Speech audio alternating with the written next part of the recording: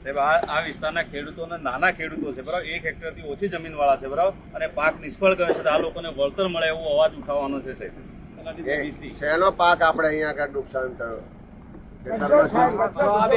કપાસ હતો. કપાસમાં વીઘે કેટલો ખર્ચો થાય? વીઘે ખર્ચો કેટલો કર્યો તો નુકસાન થયું? 30-35 હજાર એવો ખર્ચો થાય, ખેતર ખેડવાથી મળે બધો ખર્ચો થાય બરાબર. આ ખાતર મળે છે? ખાતર નહીં મળતું. ખાતર ના કાળા બજારી થાય છે, વધારાના પૈસા લે છે.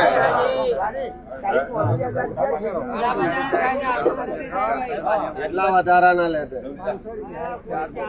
500 રૂપિયા 400 રૂપિયા ભાવ કરતા એટલા વધારે લઈ લે છે. 400 રૂપિયા લે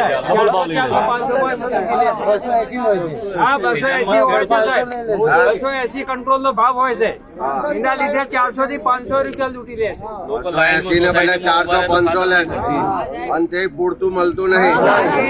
મને હમણાં તે શામળાજી કહેતા હતા બધા કાળા બજાર કરીને પૈસા વાળા મોટા લોકો લઈ જાય છે. એની વાત કોઈ સાંભળવા તૈયાર નથી. આનો વધારે પૈસા લે છે.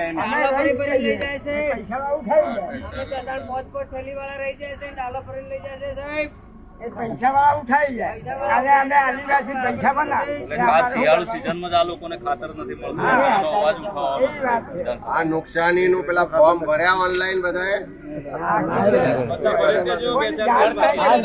વળતર માટેના ફોર્મ છે બધા જ પંચાયતમાં જઈને. હા, અહીંયા આગળ એનું પેલું નેટવર્ક આવે છે મોબાઈલ નું? તો પછી ઓનલાઈન ભરવા કઈ જશો?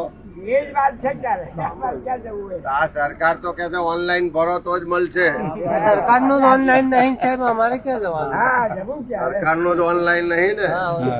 સરકાર આપણને લાઈનમાં ઉભી રાખે છે, તો આપણે એને લાઈનમાં ઉભી રાખવાનો સમય આવ્યો છે કે નહીં?